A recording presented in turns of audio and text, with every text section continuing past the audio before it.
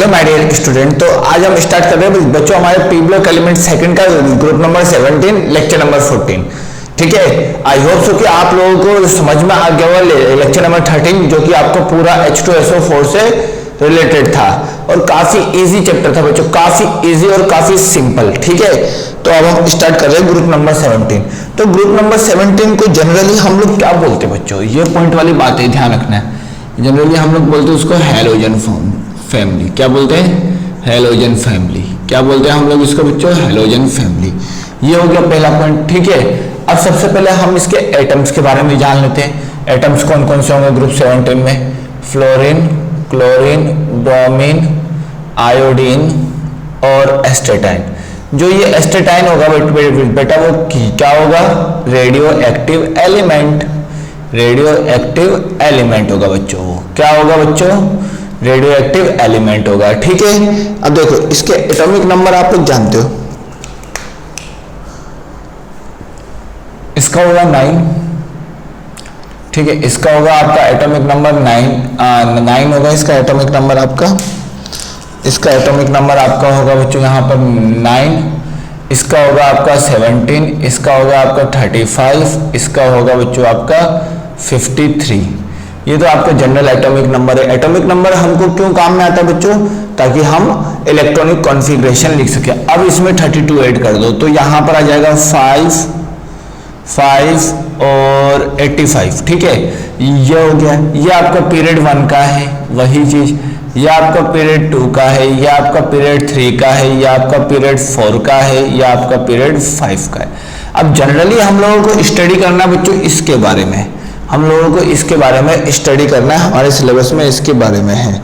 ठीक है, अब सबसे इंपॉर्टेंट बात है, इसको हम लोग हैलोजन क्यों बोलते हैं? इसको हम लोग हैलोजन फैमिली क्यों बोलते हैं? समझना बात को ध्यान से। ये जो है बच्चों they will form salt with metal.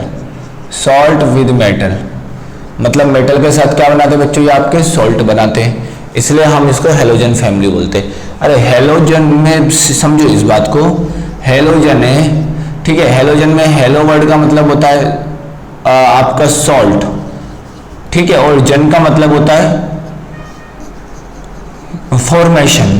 तो ये फैमिली का काम ही है कि सॉल्ट को फॉर्म करने का, इसलिए हम इसको बोलते हैं हैलोजन फैमिली। ठीक है, अब देखो इस तरीके से तो हो गया हमारा। अब हम एक एक करके देख लेते हैं अकरेंस। अकरेंस मतलब किस तरीके से हमको मिलता ही है। तो सबसे पहले हम देखते हैं बच्चों यहाँ पर फ्लोरीन का अकरेंस। ठीक है ना, अकरेंस को समझते हैं। अकरेंस अर्थ क्रस्ट में हमको किस तरीके से मिलता है। तो इसमें सबसे पहले मैं F2 के बारे में बताता हूँ। F2 का अकरेंस हमारा कैसे होगा समझते हैं।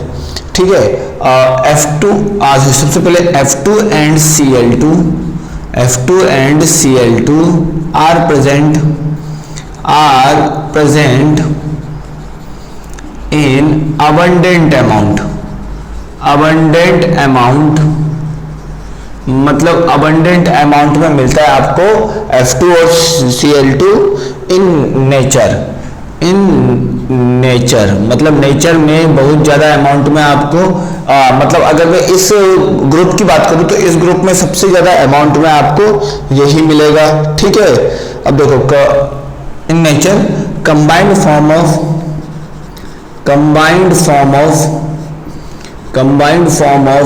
With alkali and alkaline earth metal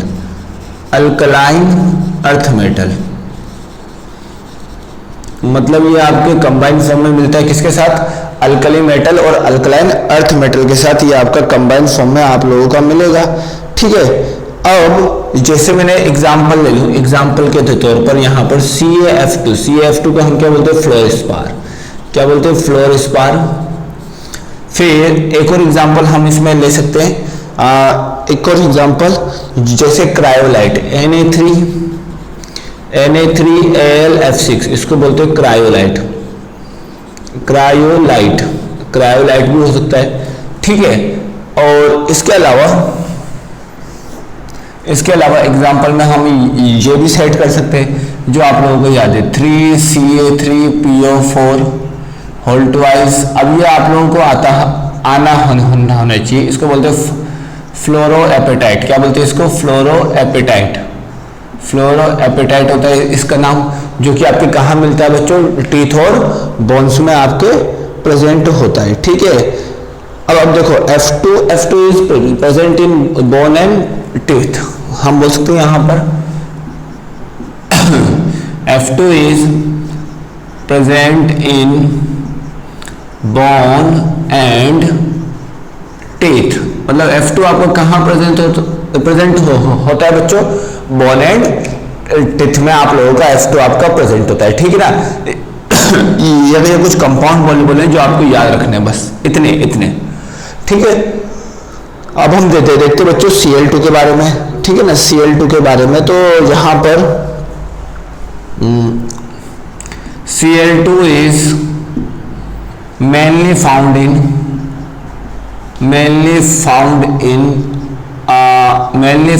sea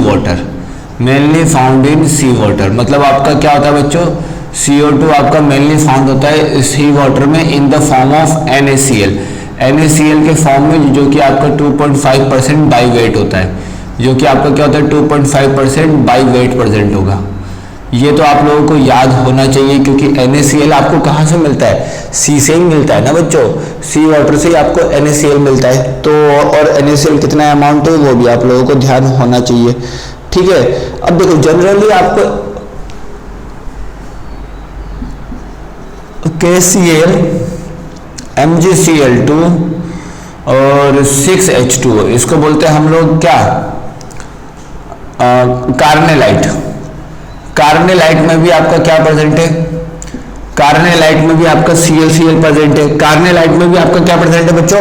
ClCl आपका कार्नेलाइट में प्रेजेंट है। ठीक है, और NaCl के फॉर्म में भी आपके सी वाटर में मिलता है। ठीक है, NaCl के फॉर्म में भी आपको सी वाटर के फॉर्म में मिलेगा। देखो KCl, MgCl2, 6H2O, उसका नाम होता है बच्चों कार्नेलाइट। क्या नाम होता है उसका? कार्नेलाइट। ठीक है ना, अब यहां तक आप लोगों को समझ में आ गया होगा। अब समझना इसमें, ये जो दोनों कंपाउंड जो प्रेजेंट होंगे वो आपके ड्राई सी वाटर में, कहां प्रेजेंट होंगे? ड्राई सी वाटर में। ड्राई सी वाटर में, बात क्लियर है?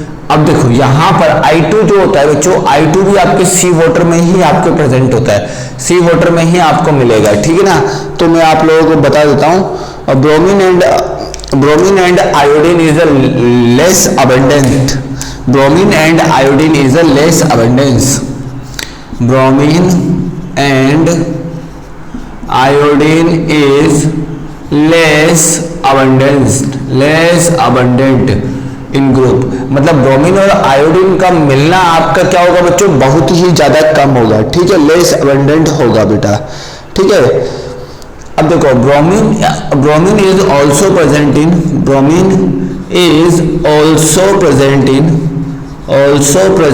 इन sea water in very less amount.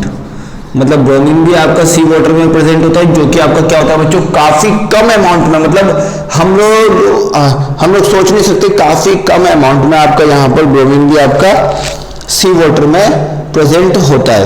अब देखो यहाँ पर जो आयोडीन होता है, iodine is also found in sea water. Iodine is also found in sea water. Iodine को भी हमने कहा किया बेटा? Sea water. अब आप समझ गए होंगे कि पहले को छोड़ के बाकी के जितने भी हैं इस ग्रुप के एलिमेंट, वो सारे के सारे आपके सी वाटर में ही प्रेजेंट होते हैं। ठीक है ना, sea water as a sea beats में प्रेजेंट होता है, ऐसा ध्यान रखो, काफी ज्यादा अच्छा है ये सी बीट्स। ठीक है ना, अब सी बीट्स के फॉर्म में यहां पर कितना होगा? सी बीट्स के फॉर्म में यहां पर ये आपका कितना प्रेजेंट होगा बच्चों? यहां पर सी बीट्स के फॉर्म में बच्चों ये आपका प्रेजेंट होगा 0.5% बाई वेट। 0.5% by wait. अगर मैं बात करूं चिले सॉल्टपीटर, आप लोगों को नाम याद होना चाहिए, चिले सॉल्टपीटर में भी आपका प्रेजेंट होगा बच्चों ये।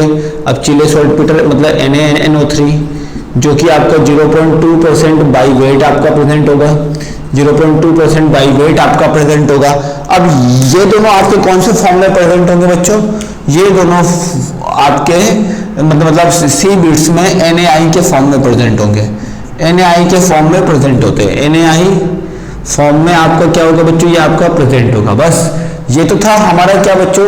अकरेंस। अकरेंस आप लोगों का उतना इंपॉर्टेंट नहीं है, लेकिन फिर भी हमको ध्यान होना चाहिए अकरेंस के बारे में।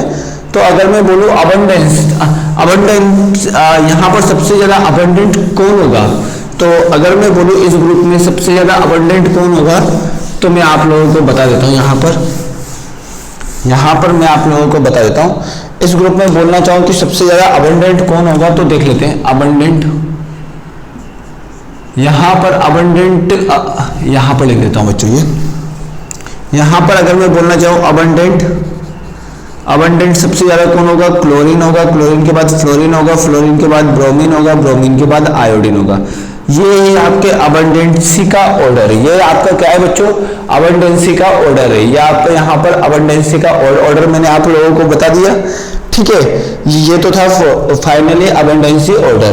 तो अबंडेंसी ऑर्डर आप लोगों को समझ में आ गया होगा। अब हम चलते एक एक करके इसकी एटॉमिक प्रॉपर्टी। वही तरीका है सिंपल एटॉमिक प्रॉपर्टी। तो एटॉमिक प्रॉपर्टी को जानते हैं अब हम, ठीक है। एटॉमिक प्रॉपर्टी में सबसे पहले क्या आएगा? एटॉमिक प्रॉपर्टी में सबसे पहले आप लोगों का क्या आएगा बच्चों? आप लोग जानते हो इलेक्ट्रॉनिक कॉन्फ़िगरेशन। तो लिखते हैं हम लोग यहाँ पर सबसे पहले इलेक्ट्रॉनिक कॉन्फ़िगरेशन।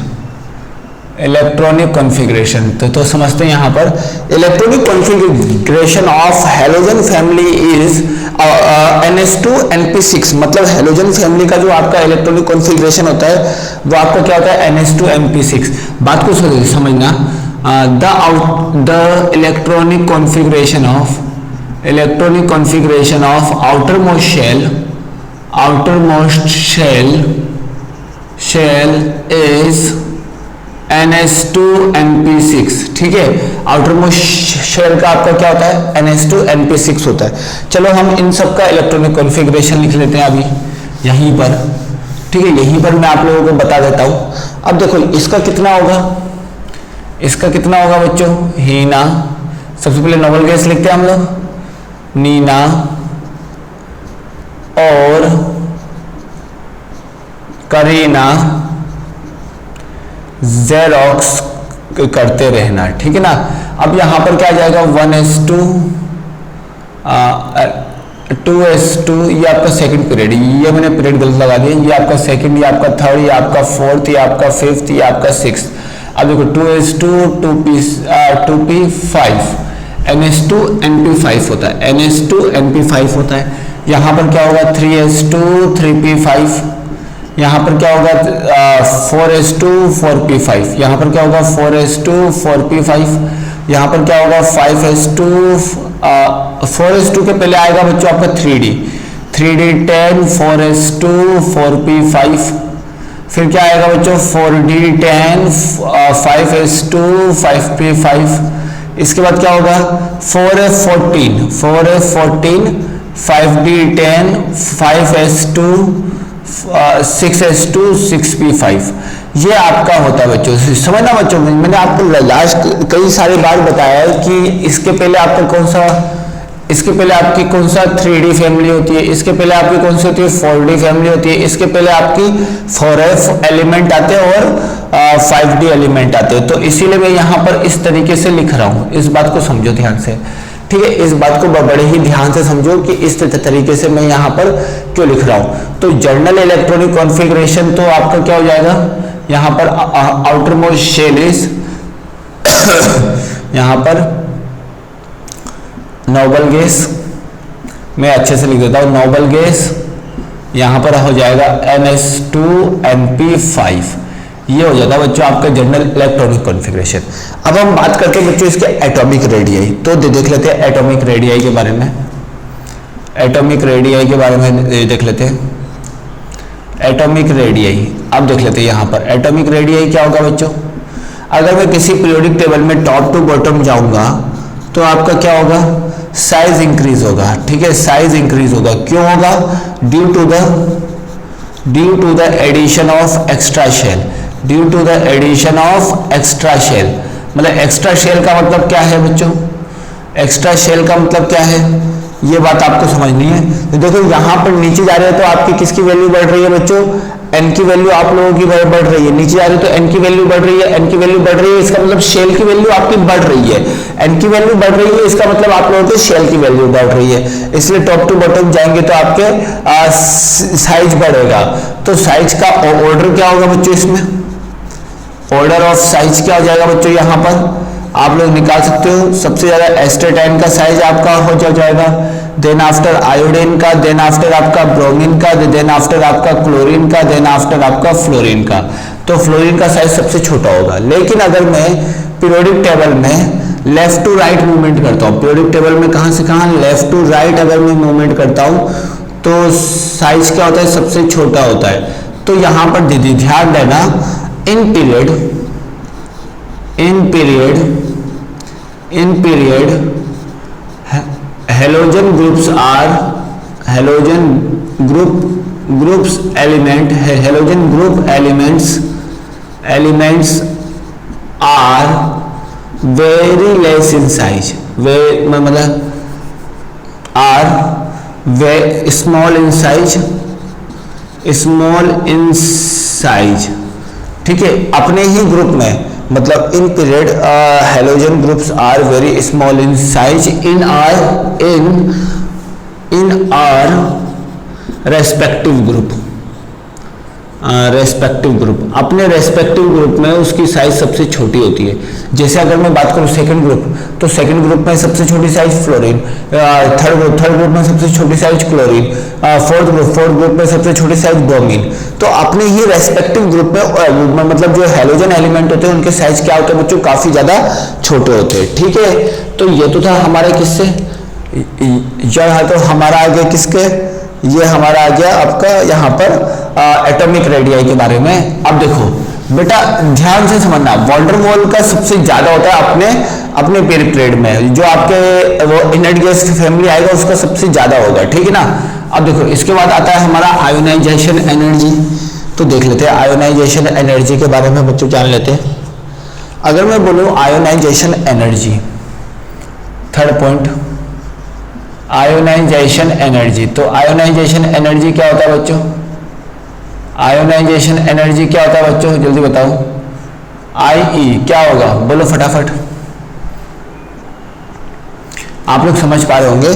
तो अगर मैं पीरियोडिक टेबल में left top to bottom move करूं, when we move top to bottom in periodic table, अगर मैं पीरियोडिक टेबल में टॉप टू बॉटम मूव करूं तो क्या होगा बच्चों, आपका साइज बढ़ेगा, आपका साइज बढ़ रहा है, और साइज बढ़ेगा तो आपका आयोनाइजेशन एनर्जी भी क्या होगी भाई बच्चों, घटेगी। तो मतलब अगर मैं बात करूं कि आयोनाइजेशन एनर्जी किसकी सबसे ज्यादा कम होती है बच्चों, यहाँ पर आयोनाइजेशन एनर्जी आपकी आयोडीन की सबसे कम होती है, ठीक है, आयोडीन की सबसे कम होगी, उसके बाद आपकी ब्रोमीन की, उसके बाद आपकी क्लोरीन की, क्लोरीन के बाद आपकी फ्लोरीन की सबसे ज्यादा होगी। फ्लोरीन की आयोनाइजेशन एनर्जी आपकी क्या होगी बच्चों, सबसे ज्यादा होगी, ठीक है ना। अब ध्यान से समझना, अगर मैं लेफ्ट टू राइट अगर मैं पीरियोडिक टेबल में मूवमेंट करूं, लेफ्ट टू राइट अगर मैं पीरियोडिक टेबल में मूवमेंट करूं तो क्या बोल सकते हैं बच्चों, हेलोजन एलिमेंट्स का जो आयोनाइजेशन एनर्जी होगा वो अपने रेस्पेक्टिव ग्रुप में सबसे ज्यादा होगा, वो अपने रेस्पेक्टिव ग्रुप में सबसे ज्यादा होगा। तो देख लेते हैं ionization energy of halogen is so high in period मतलब अपने पीरियड में। अगर मैं बात करूं यहाँ पर so high, यहाँ पर लिख देता हूँ इन पीरियड, यहाँ पर इन पीरियड की बात कर रहा हूँ। अगर मैं इन पीरियड में देखूं तो ionization energy of halogen is so high in are respective group, अपने ही रेस्पेक्टिव ग्रुप में आपका सबसे ज्यादा होता है। क्यों होता है ये भी आप लोग जानते हो, इन आर रेस्पेक्टिव ग्रुप, मतलब अपने रेस्पेक्टिव ग्रुप में हैलोजन फैमिली का जो आयोनाइजेशन एनर्जी होगा वो सबसे ज्यादा होगा। और अगर मैं टॉप टू बॉटम जाऊंगा तो ये होगा और यहां से ये होगा। ठीक है, ये बात आपको समझ में आ गया। लेफ्ट टू राइट के मूवमेंट में इन are respective period, sorry in are respective period, ये लिख सकते हैं अपने पीरियड में सबसे ज्यादा होगा, except halogen, except inert gas family, except inert gas family, inert gas family को छोड़ के, बस इतना जान लो। काफी इजी है और काफी सिंपल है। अब देखो यहाँ पर फोर्थ में टर्म लेता हूँ बच्चों इलेक्ट्रोनेगेटिविटी, फोर्थ में टर्म लेता हूँ बच्चों यहाँ पर इलेक्ट्रोनेगेटिविटी। तो देख लेते हैं इलेक्ट्रोनेगेटिविटी का क्या रोल है, समझ लेते। फोर्थ इलेक्ट्रोनेगेटिविटी, इलेक्ट्रोनेगेटिविटी का मतलब क्या होता है बच्चों, फोर्स ऑफ अट्रैक्शन। ठीक है, मतलब बोर्ड पर इलेक्ट्रॉन को अपनी ओर खींचने की टेंडेंसी। तो यहाँ पर फ्लोरीन, क्लोरीन, ब्रोमीन, आयोडीन। अब देखो फ्लोरीन का होता है 4.0, क्लोरीन का क्या होता है 3.0, इसका क्या होता है 2.8, इसका क्या होता है 2.7, तो 2.6। तो ये तो इसका क्या हुआ बच्चों, इलेक्ट्रोनेगेटिविटी का ऑर्डर ऑफ इलेक्ट्रोनेगेटिविटी क्या हो जाएगी बच्चों, अब खुद समझो। ऑर्डर ऑफ इलेक्ट्रोनेगेटिविटी क्या हो जाएगी, सबसे ज्यादा आपका फ्लोरीन की इलेक्ट्रोनेगेटिविटी ज्यादा है, उसके बाद आपकी क्लोरीन की, उसके बाद आपकी ब्रोमीन की, उसके बाद आपके आयोडीन की। तो यहाँ पर आप लोगों को समझ में आ गया होगा किसकी इलेक्ट्रोनेगेटिविटी ज्यादा है और किसकी कम है, बस इतना ध्यान रखो। अब हम चलते बच्चों आपके इलेक्ट्रॉन एफिनिटी पर, नेक्स्ट कंसेप्ट की ओर मूव करते बच्चों अब हम इलेक्ट्रॉन एफिनिटी। तो इलेक्ट्रॉन एफिनिटी के बारे में मैं आपको बताता हूँ, फिर इसके बाद सबसे ज्यादा इंपॉर्टेंट कंसेप्ट आपका स्टार्ट होगा इस चैप्टर का, और वहां से हर साल क्वेश्चन पूछा गया है। तो देख लेते हैं अभी हम किसके बारे में देख लेते हैं, इलेक्ट्रॉन एफिनिटी के बारे में। तो देखते हैं यहाँ पर फिफ्थ इलेक्ट्रॉन एफिनिटी। अब देखो इलेक्ट्रॉन एफिनिटी क्या होता है बच्चों, समझते हैं। अब ध्यान से समझेंगे। जनरली क्या होता है बच्चों, जनरली आपका क्या होता है, size is inversely proportional to the electron affinity. अब मैं टॉप टू बॉटम जाऊंगा तो जनरली आपकी इलेक्ट्रॉन एफिनिटी क्या होनी चाहिए बच्चों, अगर मैं टॉप टू बॉटम मूव करूंगा, अगर मैं आप लोगों के बच्चों टॉप टू बॉटम मूव करूंगा तो जनरली आपके इलेक्ट्रॉन एफिनिटी की वैल्यू साइज बढ़ेगी, इलेक्ट्रॉन एफिनिटी की वैल्यू कम होनी चाहिए। तो general electron affinity, value of electron affinity will be less. तो as general electron affinity order, electron affinity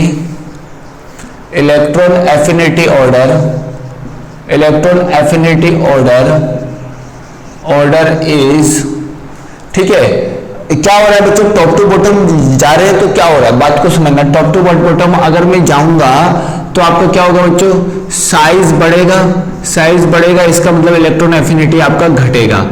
तो एज जनरल क्या हो जाएगा बच्चों, यहाँ पर आपका आयोडीन की इलेक्ट्रॉन एफिनिटी सबसे कम, उसके बाद आपके ब्रोमीन के बाद आपके क्लोरीन के बाद आपके फ्लोरीन की। लेकिन ये जो ऑर्डर है वो आपका गलत है, क्योंकि मैंने अभी तक ग्रुप 15 ग्रुप 16 में भी वही चीज बताई कि क्या होता है बच्चों, यहाँ पर ये ऑर्डर क्या है बच्चों, रॉन्ग है। रॉन्ग क्यों है बच्चों, मैं आपको बताता हूँ, रॉन्ग ऑर्डर है। अब देखो करेक्ट ऑर्डर क्या होगा उसको समझ लेते हैं। करेक्ट ऑर्डर आपका होगा ये, अब समझना, ये आपका करेक्ट ऑर्डर होगा तो इसका मतलब ये क्या है, ये आपका करेक्ट ऑर्डर होगा तो इसका मतलब यहां पर क्या हुआ, फ्लोरीन का साइज क्या है, फ्लोरीन का साइज स्मॉल होने की वजह से। आप लोगों को पता है ना बच्चों कि थर्ड पीरियड एलिमेंट का इलेक्ट्रॉन एफिनिटी क्या होता है बच्चों, ज्यादा होता है as compared to second period element. ये मैंने ग्राफ भी बनवाया था, ठीक है। सेकंड पीरियड एलिमेंट मतलब थर्ड पीरियड एलिमेंट का सेकंड पीरियड एलिमेंट से ज्यादा होता है, ठीक है। यहाँ पर क्या होता है बच्चों, ग्रुप 15, 16 और 17 में आप लोगों का ऐसा होता है, ठीक है। अब बात को समझना, ऐसा क्यों होता है बच्चों, ऐसा इसलिए होता है कि due to the small size of fluorine, due to the small size of fluorine. Small size of fluorine मतलब फ्लोरीन का क्या होता है बच्चों, छोटा सा साइज होता है। अगर आपके फ्लोरीन का छोटा साइज होगा तो क्या होगा, फ्लोरीन का छोटा साइज होगा तो क्या होगा, जो आपके एक्स्ट्रा इलेक्ट्रॉन, इलेक्ट्रॉन एफिनिटी का मतलब क्या होता है, addition of electron, addition of electron in outermost shell. तो यहाँ पर जो एक्स्ट्रा एडिटिव इलेक्ट्रॉन होगा, समझना यहाँ पर due to the small size of fluorine, extra additive electron, extra additive electron, extra additive electron मतलब एक्स्ट्रा एडिटिव इलेक्ट्रॉन जो होगा। अब देखो फ्लोरीन का स्मॉल साइज होगा, अब जब देखो यहाँ पर स्मॉल साइज में इतने इलेक्ट्रॉन पड़े हुए हैं और एक बिगर साइज में आपके 8 इलेक्ट्रॉन पड़े हुए हैं। अब ये बताओ कि यहाँ अगर मैं लाऊंगा इलेक्ट्रॉन, यहाँ अगर मैं इलेक्ट्रॉन लाऊंगा और यहाँ अगर मैं इलेक्ट्रॉन लाऊंगा, तो दोनों में से कहीं कहाँ मुझको इलेक्ट्रॉन लाने, वो तो मैंने बता दिया। अब अगर यहाँ मैं इलेक्ट्रॉन लेके आऊंगा, यहाँ से यहाँ मैं इलेक्ट्रॉन लेके आऊंगा और यहाँ से यहाँ इलेक्ट्रॉन लेके आऊंगा, तो न्यूक्लियाई तो छोड़ो, न्यूक्लियाई की बात की है। यहाँ पर क्या होगा बच्चों, यहाँ पर आपको समझ में आ रहा होगा कि जो ये इलेक्ट्रॉन है, इलेक्ट्रॉन आपस में रिपल्सिव फोर्स एक्ट करेंगे, इसका आपस में रिपल्सिव फोर्स क्या होगा, ज्यादा होगा। लेकिन यहाँ पर तो उतना नहीं होगा ना, यहाँ पर न्यूक्लियाई भी इलेक्ट्रॉन को डायरेक्टली देख सकता है, तो स्मॉल साइज होने की वजह से यहाँ पर रिपल्सिव फोर्स लगेगा, तो हमको वर्क करना पड़ेगा, हमको इस पर वर्क करना पड़ेगा। अब देखो स्मॉल साइज है, इलेक्ट्रॉन डेंसिटी ज्यादा है, तो वो आने वाले इलेक्ट्रॉन पर रोकेगा, आने वाले इलेक्ट्रॉन को फोर्स करेगा कि रुकने के लिए। और यहाँ पर न्यूक्लियर इलेक्ट्रॉन डेंसिटी आपका क्या है बच्चों, बहुत ज्यादा, न्यूक्लियर डेंसिटी बहुत कम है, तो यहाँ पर जो आने वाले इलेक्ट्रॉन को न्यूक्लियर भी देखेगा और न्यूक्लियर डेंसिटी कम होने की वजह से, मतलब इलेक्ट्रॉन डेंसिटी कम होने की वजह से ये फोर्स कम लगेगा। लेकिन यहाँ इतने सारे हैं कि ये सब आपके इसके ऊपर फोर्स लगाएंगे, तो इस वजह से हम एडिशन नहीं कर सकते। और इलेक्ट्रॉन एफिनिटी क्या होता है, addition of extra electron in outermost shell, मतलब आउटर मोस्ट शेल में अगर मैं एक्स्ट्रा इलेक्ट्रॉन को ऐड करूंगा वही आपका इलेक्ट्रॉन एफिनिटी होगा। तो स्मॉल साइज की वजह से आपकी इलेक्ट्रॉन एफिनिटी की वैल्यू कम होती है, ठीक है ना। Due to the small size extra additive electron experience high amount of repulsive force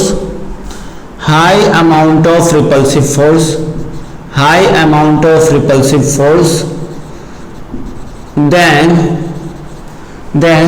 electron affinity value will decrease, electron affinity की वैल्यू आपकी क्या हो जाएगी, डिक्रीज आपकी हो जाएगी। तो क्या आ जाएगा करेक्ट ऑर्डर आपका ये वाला रहेगा। समझ में आया। जनरली आप लोगों को ध्यान रखना है, थर्ड पीरियड एलिमेंट का ज्यादा होता है सेकंड पीरियड एलिमेंट से। तो ये तो था हमारे इलेक्ट्रॉन एफिनिटी की वैल्यू। अब हम इलेक्ट्रॉन एफिनिटी से पहले अब हम पढ़ लेते हैं बच्चों बॉन्ड डिसोसिएशन एनर्जी की वैल्यू। तो मैं आप लोगों को बता देता हूँ यहाँ पर बॉन्ड डिसोसिएशन में क्यों पढ़ा रहा हूँ अभी आपको समझ में आ जाएगा।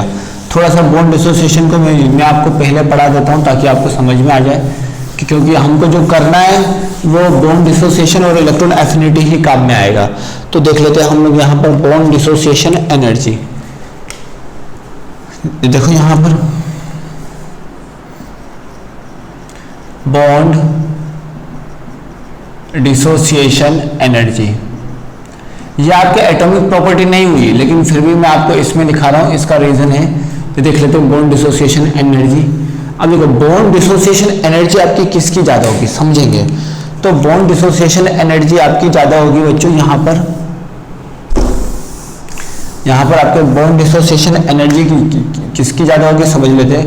अब देखो बॉन्ड डिसोसिएशन एनर्जी एक F2 है, एक आपका यहाँ पर ऐसे ना बना के ऐसे बनाता हूँ, एक FF है, एक आपका ClCl है, एक आपका Br है और एक आपका II है। अब आपको कैसा लगेगा, कि सर फ्लोरीन का साइज तो छोटा है तो फ्लोरीन का बॉन्ड लेंथ छोटा होगा मतलब bond dissociation energy bond dissociation energy आपकी फ्लोरीन की सबसे ज्यादा होगी, ठीक है, फ्लोरीन की सबसे ज्यादा होगी, आपको ऐसा लगेगा। लेकिन एक्सेप्शनली ये भी आपका गलत है, एक्सेप्शनली ये भी आपका गलत है। गलत क्या है बच्चों कि यहाँ पर समझना, ये भी आपका क्या है बच्चों, गलत है, ध्यान से समझना। अब देखो फ्लोरीन के पास लोन पेयर होगा और इसके पास भी लोन पेयर होगा। जब आपका बॉन्ड लेंथ छोटा होगा तो ये लोन पेयर आपस में कौन सा फोर्स लगाएंगे बच्चों, रिपल्सिव फोर्स। आपस में कौन सा फोर्स लगाएंगे बच्चों, ये आपके रिपल्सिव फोर्स। और रिपल्सिव फोर्स लगाने की वजह से एक दूसरे को दूर भेजेंगे, एक दूसरे को दूर भेजेंगे। और आपका ये जो रिपल्सिव फोर्स है वो बॉन्ड डिसोसिएशन मतलब बॉन्ड को तोड़ने में हेल्प भी करेगा ना। थोड़ा सोचो लॉजिकली, अगर ये रिपल्सिव फोर्स लग रहा है, रिपल्सिव फोर्स एक दूसरे से दूर कर रहे हैं और बॉन्ड को तो तोड़ना भी, तो बॉन्ड में भी तो हम एक दूसरे से दूर करते हैं, तो इसका रिपल्सिव फोर्स आपका बहुत ज्यादा होता है। तो आप समझो यहाँ पर बॉन्ड डिसोसिएशन एनर्जी क्या होती है बच्चों, यहाँ पर देखो यहाँ पर आपके F सबसे ज्यादा जो ऑर्डर होता है बॉन्ड डिसोसिएशन एनर्जी का वो किसका होता है बच्चों, Cl आपका सबसे ज्यादा होता है। फिर उसके बाद आपका कौन आता है, Br और उसके बाद कौन आता है बच्चों आपका F और उसके बाद आपका कौन आता है I। अब देखो क्यों होता है बच्चों ऐसा, यहां पर रीजन समझ लेना, due to the repulsion between lone pair and lone pair. अब देखो समझना एक बार। अब देखो मैं आपको सिंपल बताता हूं, ये लोन पेयर है, ये लोन पेयर है। अब बताओ लोन पेयर आपका कहां रिपल्सिव फोर्स ज्यादा लगाएगा, लेस डिस्टेंस पे। अब साइज में FB स्मॉल है तो बॉन्डिंग छोटा होगा, लेकिन लोन पेयर रिपल्शन ज्यादा लगने की वजह से ये आपका दूर चला जाएगा। और बॉन्ड डिसोसिएशन एनर्जी का समझ लेना, bond length is inversely proportional to the bond dissociation energy. अब देखो सबसे पहले बताओ बॉन्ड लेंथ आपका इसका सबसे छोटा हो, इसका सबसे छोटा होगा और उसका सबसे बड़ा होगा बॉन्ड लेंथ। लेकिन ये बॉन्ड लेंथ का इन्वर्सली करेंगे तो बॉन्ड डिसोसिएशन एनर्जी आपका आ जाएगा, मतलब इसका आपका बॉन्ड डिसोसिएशन एनर्जी सबसे ज्यादा हो गया, ठीक है, सबसे ज्यादा हो गया। मतलब हम बोल सकते हैं कि बॉन्ड लेंथ आपका क्या होगा, साइज ऑफ एटम पे डिपेंड करेगा, किस पे, साइज ऑफ एटम। अब देखो यहां पर समझना बात को ध्यान से। अब देखो साइज ऑफ एटम बढ़ेगा तो बॉन्ड लेंथ भी आपका बढ़ेगा। तो यहां देख सकते हो आयोडीन का मैंने सबसे ज्यादा होगा, ठीक है। अब देखो बॉन्ड लेंथ अगर बढ़ गया, ध्यान से समझना, साइज ऑफ एटम, अगर साइज ऑफ एटम के हिसाब से आयोडीन का, यहीं पर मैं बताता हूँ, आयोडीन का सबसे ज्यादा, उसके बाद ब्रोमीन का, मतलब साइज तो आप जानते हो ना टॉप टू बॉटम। उसके बाद आपका क्या आएगा बच्चों, क्लोरीन का, उसके बाद आपका कौन सा आएगा बच्चों, फ्लोरीन का। तो ये तो हुआ बॉन्ड लेंथ का। अब बॉन्ड लेंथ आपका inversely proportional to the bond dissociation energy. तो इसके हिसाब से अगर मैं बनाना चाहता तो मेरा क्या बनता, इसके हिसाब से मेरा बनाना चाहता तो मेरा ऐसा बनता। लेकिन ये जो ऑर्डर है वो क्या है बच्चों, बॉन्ड डिसोसिएशन एनर्जी, ये जो ऑर्डर है वो आपका एक्सेप्शनली गलत है। अब गलत क्यों है बच्चों, क्योंकि जो फ्लोरीन होगा बच्चों, ये भी आपका गलत होगा। जो आपका फ्लोरीन होगा उसका जो इन दोनों के बीच जो रिपल्सिव फोर्स होगा वो बहुत ज्यादा लगेगा लोन पेयर के बीच। अब लोन पेयर के बीच जब रिपल्सिव फोर्स ज्यादा लगेगा तो इसको बॉन्ड तोड़ने में इजीली होगा। तो बॉन्ड डिसोसिएशन एनर्जी मतलब बॉन्ड एनर्जी का ऑर्डर ये होगा। अगर मैं यहाँ पर याद करूं कि बॉन्ड डिसोसिएशन एनर्जी का ऑर्डर आपका ये होगा, और अगर मैं बोलूं बॉन्ड लेंथ का, तो बॉन्ड लेंथ किसकी सबसे ज्यादा होगी बच्चों, आयोडीन की, और उसके बाद किसकी होगी बच्चों, फ्लोरीन की, उसके बाद किसकी होगी, ब्रोमीन की, उसके बाद सबसे छोटी जो बॉन्ड लेंथ होगी वो किसकी होगी, क्लोरीन की। तो इस बात को ध्यान रखो कि आपका फ्लोरीन का बॉन्ड लेंथ आपका मतलब तीसरे नंबर पे जाता है। सबसे ज्यादा इंपॉर्टेंट क्वेश्चन है, सबसे ज्यादा इंपॉर्टेंट क्वेश्चन है, आपको ध्यान रखना ही है। तो इस तरीके से हम यहाँ पर बॉन्ड डिसोसिएशन एनर्जी को समझ सकते हैं। यहाँ पर फिर से बात बता रहा हूँ, FF के बीच लोन पे रिपल्शन होने की वजह से एक दूसरे को रिपल्सिव फोर्स लगा रहा है, और बॉन्ड डिसोसिएशन एनर्जी क्या करेगा, रिपल्सिव फोर्स को सपोर्ट करेगा, और सपोर्ट करेगा मतलब बॉन्ड आपका टूट जाएगा। इस तरीके से हम यहाँ पर देख सकते हैं। इसको थोड़ा ध्यान से देखना बच्चों, इसको थोड़ा सा आप लोग ध्यान से देखना। ठीक है ना। और समझ में नहीं आए तो आप डाउट पूछ सकते हो, ठीक है ना, थोड़ा सा कोशिश करो। अब देखो यहाँ पर अगला सेवंथ देख लेते बच्चों, सेवंथ क्वेश्चन। तो सेवंथ क्वेश्चन में क्या होगा बच्चों हमारा, यहाँ पर सेवंथ में आपको प्रॉपर्टी बता देता हूँ, सबसे ज्यादा इंपॉर्टेंट है ऑक्सीडाइजिंग नेचर, ऑक्सीडाइजिंग नेचर, और इसी से आपका जेईई बहुत बार क्वेश्चन पूछता है। अब ऑक्सीडाइजिंग नेचर का मतलब क्या होता है, सबसे पहले अपने आप को ऑक्सीडाइज करवाना और खुद आपको और सामने वाले को रिड्यूस करवाना, वो सब आपको उतना डिटेल में नहीं जाना। ऑक्सीडाइजिंग नेचर, अब ऑक्सीडाइजिंग नेचर आप समझना, F2 जैसे मैंने X2 लिया, अब समझना X2 से आपको कहाँ जाना है, X माइनस एक्वस। अब इस ये वाले पाथ में जो क्या होगा बच्चों, आपका डेल्टा H होगा, डेल्टा H होगा। अब डेल्टा H इस वाले पाथ का देखते हैं बच्चों, इस वाले पाथ का हम देखते हैं ऑक्सीडाइजिंग कैरेक्टर, ऑक्सीडाइजिंग एजेंट, ठीक है, ऑक्सीडाइजिंग एजेंट समझ लेते हैं, एक्स डेल्टा H होगा। अब इस पाथ को हम कैसे कंप्लीट करेंगे, अब देखो इसमें आपके 3 स्टेप्स होंगे, इसमें आपके 3 स्टेप होंगे। सबसे पहले आपका X2 से X आइसोलेटेड गैसेस एटम बनेगा। यहां पर कैसे बनेगा बच्चों, यहां पर आपके हाफ बॉन्ड डिसोसिएशन एनर्जी लगेगी। देन आफ्टर अब यहां पर क्या करना है, आपको माइनस चार्ज लाना है। तो माइनस चार्ज लाने के लिए क्या करना पड़ेगा, इलेक्ट्रॉन को ऐड करना पड़ेगा, मतलब इलेक्ट्रॉन एफिनिटी आएगी, है ना, आपकी क्या आएगी, इलेक्ट्रॉन एफिनिटी आएगी। और इलेक्ट्रॉन एफिनिटी खुद में क्या होता है बच्चों, एक्सोथर्मिक फिनोमिना। कौन सा होता है, एक्सोथर्मिक फिनोमिना, ठीक है, एक्सोथर्मिक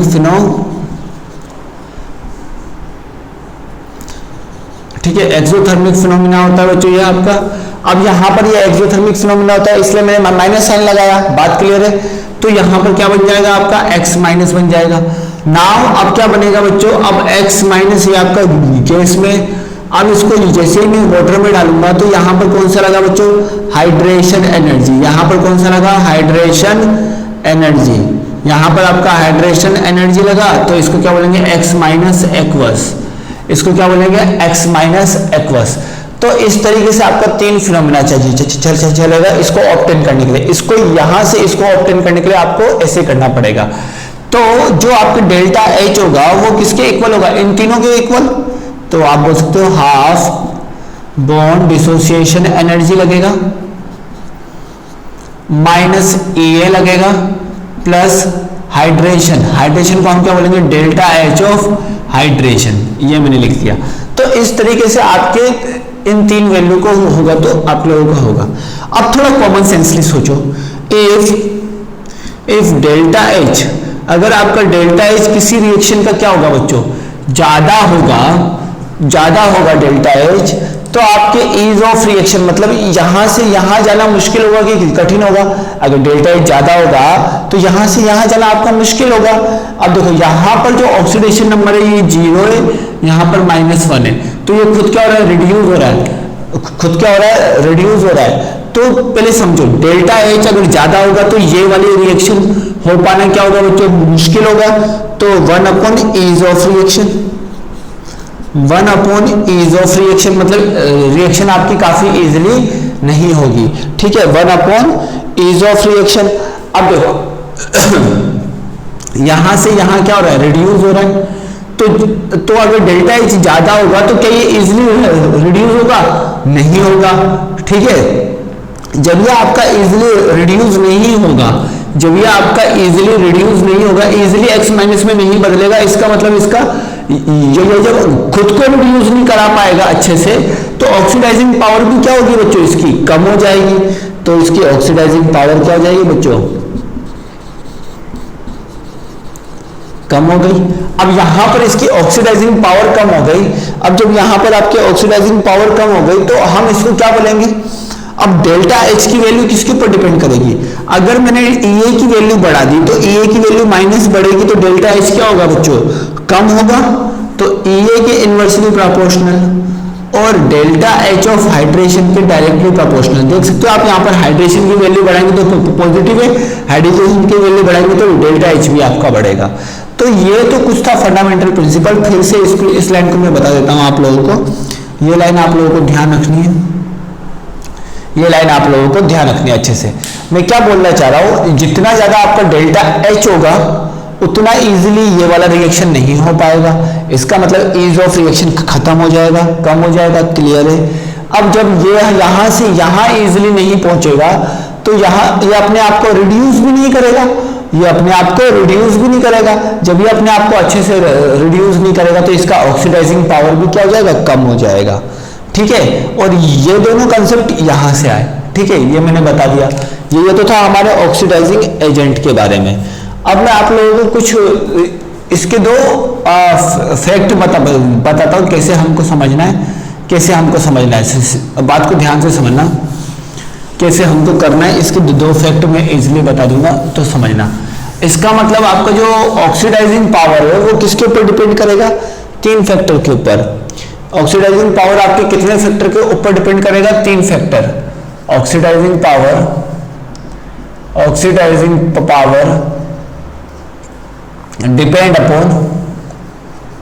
डिपेंड्स अपॉन 3 फैक्टर के ऊपर डिपेंड करेगा। सबसे पहले आपका हाफ बोर्ड डिसोसिएशन एनर्जी, ठीक है, इलेक्ट्रॉन एफिनिटी, और यहां पर आपके क्या हो जाएगा बच्चों, इलेक्ट्रॉन एफिनिटी, और यहां पर मैं आप लोग लिख देता हूं। इसके बाद डेल्टा एच ऑफ हाइड्रेशन।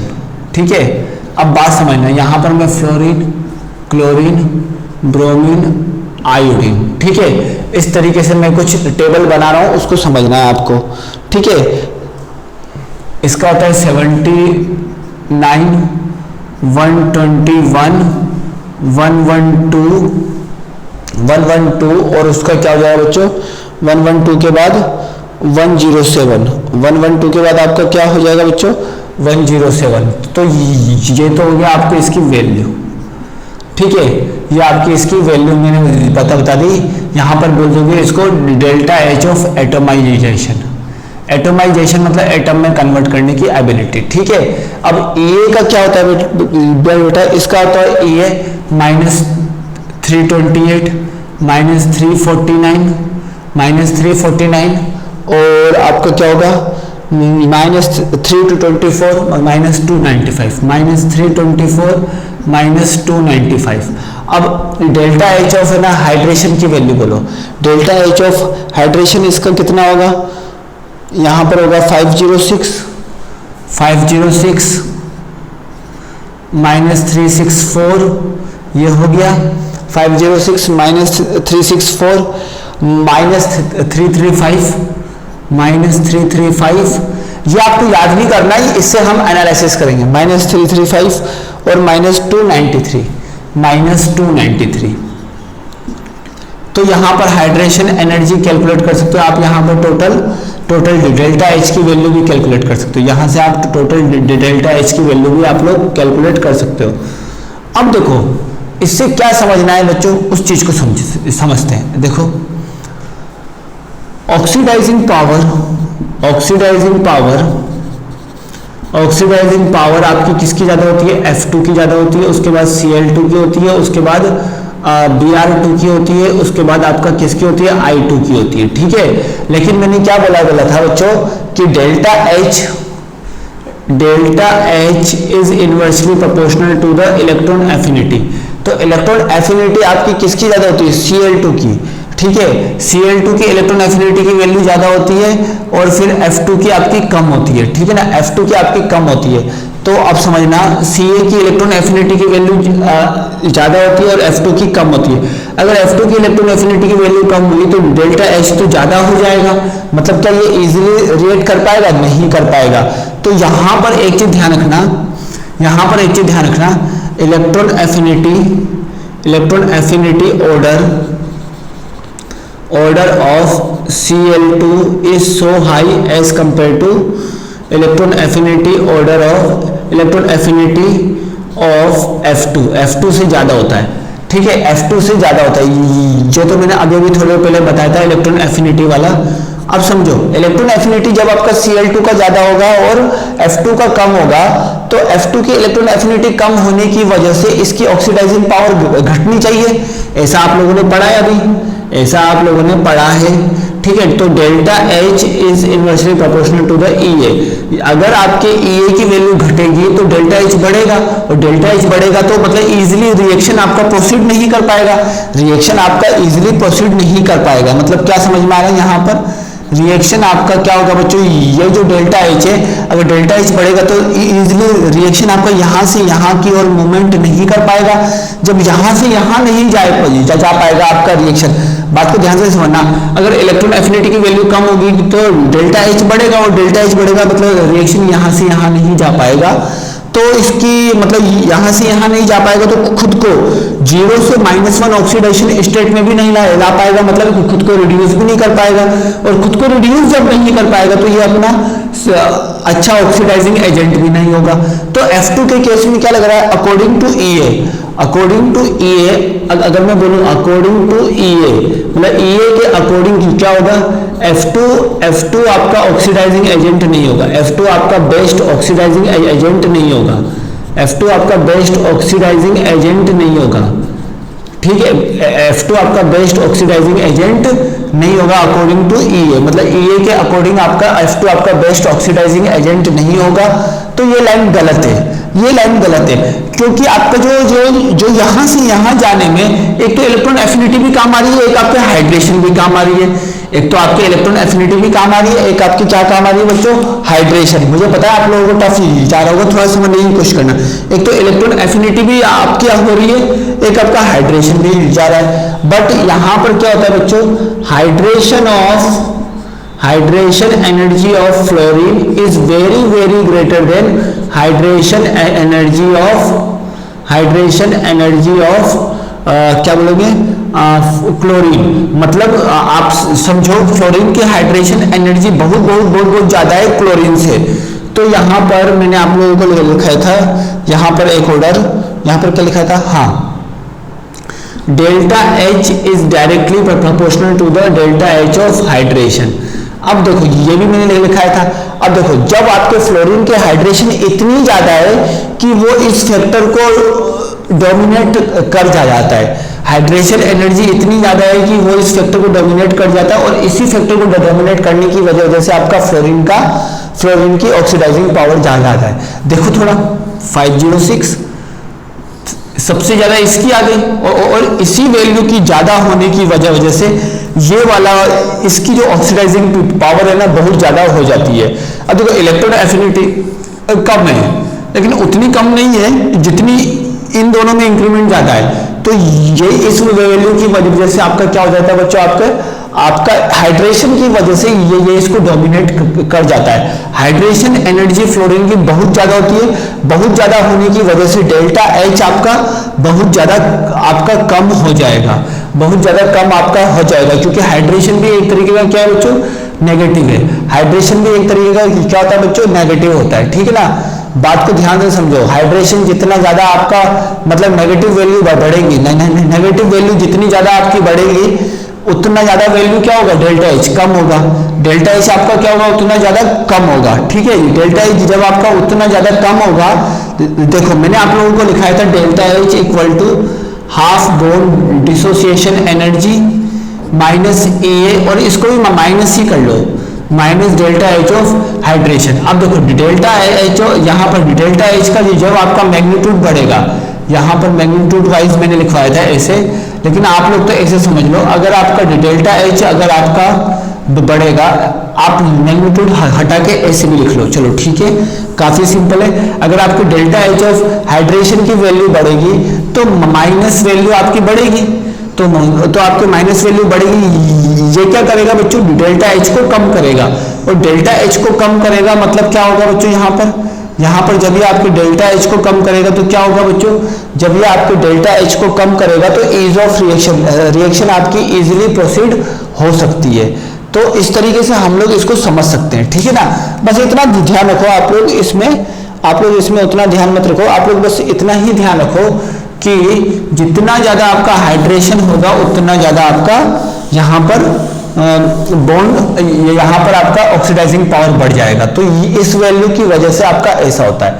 अब मैं फाइनली आप लोगों को लिखा देता हूँ, फाइनली कंसेप्ट आप लोग समझ लो एक और बार क्योंकि ये थोड़ा सा टिपिकल कंसेप्ट है। अब देखो delta H of reaction is equal to, आप लोग ये वाला लिख लेना जो मैं लिखा रहा हूँ, ठीक है ना, half of bond dissociation energy minus of electron affinity and minus of delta H of hydration, ये वाला लिख लो। तो क्या होगा बच्चों, delta H is inversely proportional to the ease of reaction and inversely proportional to the EA and inversely proportional to the delta H of hydration, ठीक है। तो फ्लोरीन का delta H of hydration of fluorine is very greater than delta H of hydration of chlorine, मतलब chlorine के hydration energy से बहुत ज्यादा होता है, ठीक है, हाइड्रेशन एनर्जी से बहुत ज्यादा होता है। और आपका यहाँ पर समझो डेल्टा, यहाँ पर इलेक्ट्रॉन एफिनिटी आपकी फ्लोरीन की क्या होती है, कम होती है। इलेक्ट्रॉन एफिनिटी आपकी किसकी, इलेक्ट्रॉन एफिनिटी ऑफ क्लोरीन। तो यहाँ पर देखो अगर मैं दोनों में नेट वैल्यू निकालना चाहूँ, तो अगर मैं नेट वैल्यू देखूंगा तो नेट वैल्यू में कौन आपका ज्यादा रहेगा, एनर्जी के मामले में फ्लोरीन ही आपका ज्यादा रहेगा। अब फ्लोरीन की आपकी वो एनर्जी ज्यादा होगी तो अपने आप डेल्टा एच ऑफ कम हो जाएगा और ऑक्सीडाइजिंग पावर आपकी किसकी ज्यादा हो जाएगी बच्चों, F2 की ज्यादा हो जाएगी, फिर Cl2 की, फिर आपका Br2 की, फिर आपका I2 की। इस तरीके से हम देख सकते हैं। या फिर इसका सेकंड मेथड भी है, ई नोट सेल इसका सेकंड मेथड भी है बच्चों हमारे पास, उसको भी देख लेते हैं। तो इलेक्ट्रोकेमिस्ट्री से बाय इलेक्ट्रोकेमिस्ट्री में इसको डिफाइन कर सकता हूं। तो देख लेते हैं जनरल रिएक्शन में मैं आप लोगों को बता देता हूं जनरल रिएक्शन। अब देखो यहाँ पर बाय इलेक्ट्रोकेमिस्ट्री के हिसाब से चलते हैं। तो यहाँ पर ये X माइनस है, यह आपका X2 है, यह आपका X2 बनेगा और यह आपका, इसको डैश वाला कर लो, और यहाँ पर ये आपका X माइनस बनेगा। अब बात कुछ समझ में नहीं आ रही होगी, सर ये क्या है, समझना सर ये क्या है, आपको समझ में नहीं आ रहा होगा। तो यहाँ पर ये कौन सा होता है, अपर हैलोजन एलिमेंट, ये आपका अपर हैलोजन एलिमेंट होता है, और ये आपका लोअर साइड वाला लोअर हैलोजन एलिमेंट। बात को ध्यान से समझना, लोअर हैलोजन एलिमेंट होता है, ठीक है। अब समझना फ्लोरीन क्लोरीन ब्रोमीन आयोडीन, अगर आपका X2 फ्लोरीन होगा तो ये तीनों आपके X माइनस होंगे। अगर ये आपका वो X2 होगा तो ये दोनों आपके X माइनस होंगे। ये आपका X2 होगा तो नीचे वाला, बस इतना ध्यान रखो, ठीक है ना। अब ध्यान रखो बस इस बात का। अब देखो ये जो X2 से X माइनस, ये क्या बताता है, ऑक्सीडाइजिंग पावर। ये क्या बताता है, ऑक्सीडाइजिंग पावर। और क्या बताएगा बच्चों, ये आप लोगों का ऑक्सीडाइजिंग पावर को बताएगा। यहाँ पर ये आपको किसको बताएगा बच्चों, ऑक्सीडाइजिंग पावर को बताने वाला है, ठीक है। इस चीज को आप लोग समझ भी सकते हो, काफी इजीली डील भी कर सकते हो। चलो ठीक है, ये आपके ऑक्सीडाइजिंग पावर को बताएगा। तो यहाँ पर आप लोगों को समझ में आ गया होगा किस तरीके से मैंने ऑक्सीडाइजिंग पावर को मैंने देखा है, ठीक है। क्लियरिफाई हुआ पॉइंट आपको, ठीक है। यहां तक आप लोगों को समझ में आ गया होगा। तो इसमें आप पॉइंट वाली बात क्या है बच्चों, एक चीज ध्यान रखना, जो ई नोट सेल का जो वैल्यू है वो मैं आप लोगों को बताता हूँ। F2 से F माइनस जाने के लिए आपको किसकी रिक्वायरमेंट है, F2 से F माइनस वो ई नोट सेल की वैल्यू आपकी होती है 2.87। Cl2 से Cl माइनस जाने के लिए आपकी वैल्यू होती है ई नोट सेल की आपकी 1.35। Br2 से Br माइनस जाने के लिए बच्चों 1.07, और I2 से I माइनस जाने के लिए 0.57। ये आपकी वैल्यूज होती है। चलो ठीक है, अभी हम इस वैल्यू को इसमें लगाते हैं। तो अगर मैं देखूं कि यहां पर OHR और RHR बनाऊं, OH और अगर मैं RH बनाना चाहूँ तो कैसे होगा, इसका OH ऑक्सीडाइजिंग कहाँ हो रहा है, ऑक्सीडेशन कहाँ हो रहा है, ये बात को समझो। OH का मतलब ऑक्सीडेशन हाफ रिएक्शन, RH का मतलब रिडक्शन हाफ रिएक्शन। तो यहाँ से OH मतलब यहाँ हो रहा है बच्चों ऑक्सीडेशन, यहाँ हो रहा है आपका ऑक्सीडेशन, यहाँ क्या हो रहा है बच्चों रिडक्शन। तो OH में क्या आएगा बच्चों X माइनस, जैसे कोई इसका एग्जाम्पल मैं ले लेता हूँ ताकि आपको समझ में आ जाए। Cl minus F2 gives Cl2 and F minus, ठीक है। अब यहाँ से यहाँ क्या हो रहा है बच्चों ऑक्सीडेशन हो रहा है, यहाँ से यहाँ आपका ऑक्सीडेशन हो रहा है और यहाँ से यहाँ आपका क्या हो रहा है बच्चों रिडक्शन हो रहा है। बात को ध्यान से समझना। तो अब समझना यहाँ पर यहाँ से यहाँ आपका ऑक्सीडेशन हो रहा है, यहाँ से यहाँ आपका रिडक्शन हो रहा है। तो OH लिखो, OH क्या होगा बच्चों Cl माइनस से आपका क्या हो रहा है बच्चों Cl2 बन रहा है। और अब बताओ यहाँ पर 2 लग जाएगा और यहाँ पर मुझे क्या लगाना पड़ेगा बच्चों 2 इलेक्ट्रॉन। बैलेंस कर दिया, बैलेंस आपको सिखाया होगा रेडॉक्स में, बैलेंस कर दिया। तो देखो Cl2 से Cl माइनस के लिए 1.35 है, तो Cl माइनस से Cl2 के लिए E0 सेल की वैल्यू कितनी होगी -1.35। समझ में आ गया, काफी इजी है। अब RH निकालो, अब RH निकालो। RH कैसा होगा बच्चों F2 से F माइनस। अब देखो यहाँ पर 2 आ जाएगा और यहाँ पर क्या लगाएंगे बच्चों 2 इलेक्ट्रॉन, मतलब इलेक्ट्रॉन आपके नेट रिएक्शन में आपके इलेक्ट्रॉन नहीं आने चाहिए। अब देखो F2 से F माइनस ही आपको दिया गया है, तो इसके लिए E0 सेल की वैल्यू कितनी हो गई, इसके लिए E0 सेल की वैल्यू होगी बच्चों आपके 2.87। देखो यहाँ पर मैंने प्लस की जगह माइनस किया है, बस इस पॉइंट को समझो।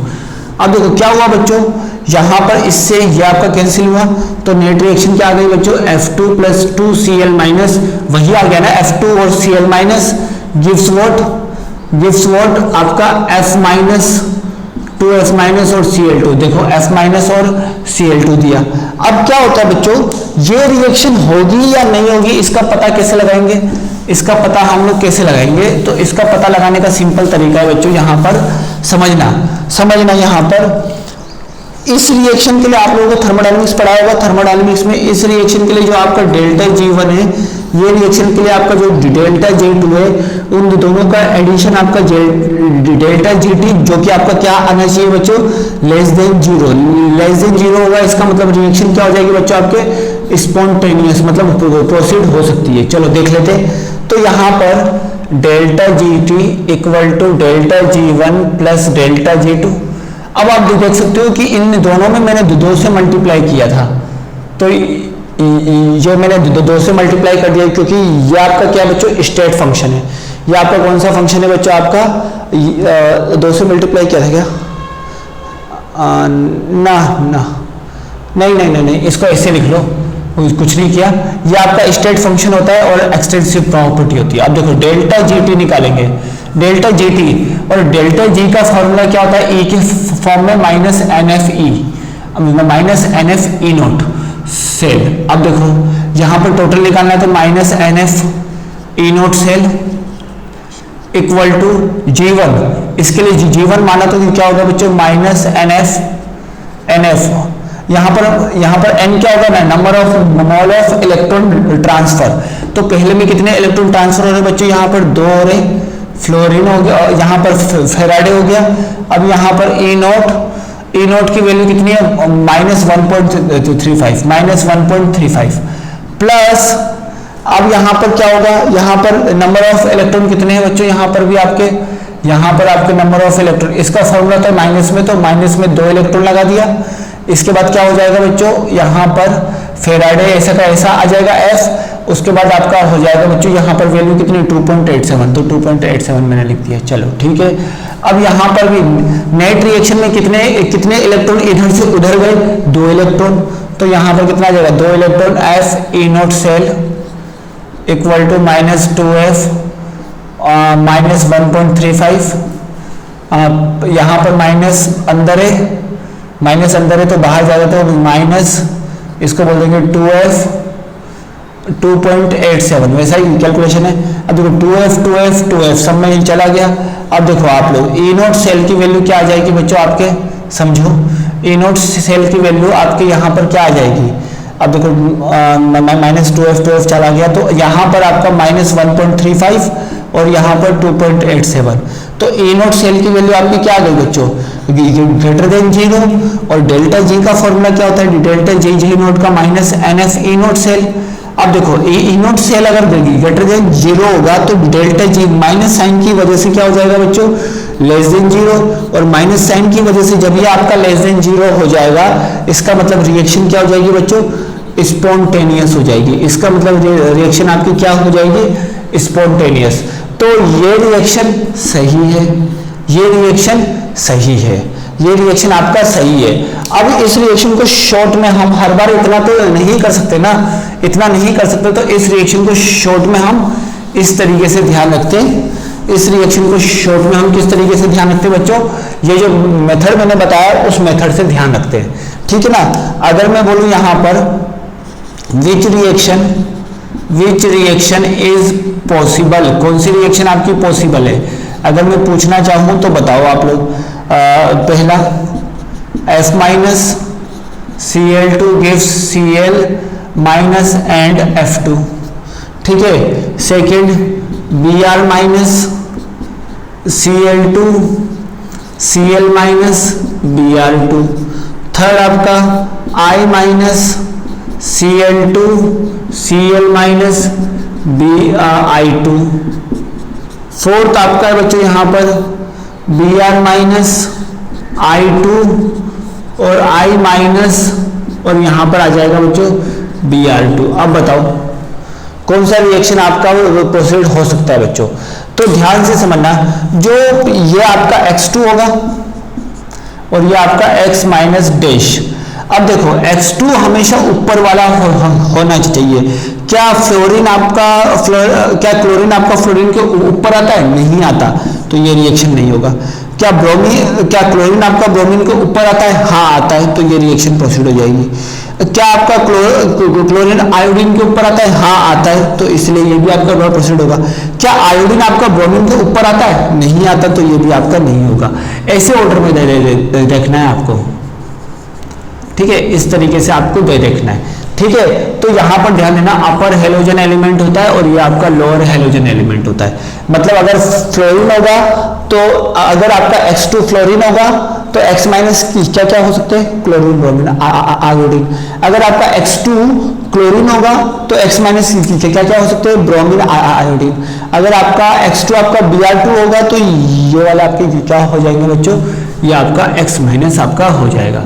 ये बात को आप लोग ध्यान से समझो और ये फॉर्मूला आज थोड़ा प्रैक्टिस कर लो बच्चों इससे रिलेटेड। और इसके लिए आप लोग मुझे होमवर्क करके भेजना, ये डिराइव कर लो आप। इसके लिए भी डेल्टा जी आप लोग ना प्रूफ करके बताओ, ये आपका होमवर्क है बच्चों, ठीक है। आई होप सो कि आप लोगों को आज का लेक्चर काफी अच्छे से समझ में आया होगा। काफी ज्यादा टफ था बच्चों, ऑक्सीडाइजिंग पावर। आप एक और बार करो, दो तीन बार करो, अगर नहीं आता तो मुझसे बार बार डाउट पूछ सकते हो, ठीक है ना। अगर कोई भी प्रॉब्लम होगी तो आप लोग डाउट पूछो, मैं आप लोगों के डाउट को रिजॉल्व करूंगा। आई होप सो कि आपको आज का लेक्चर काफी अच्छे से समझ में आया होगा। So thanks for watching this.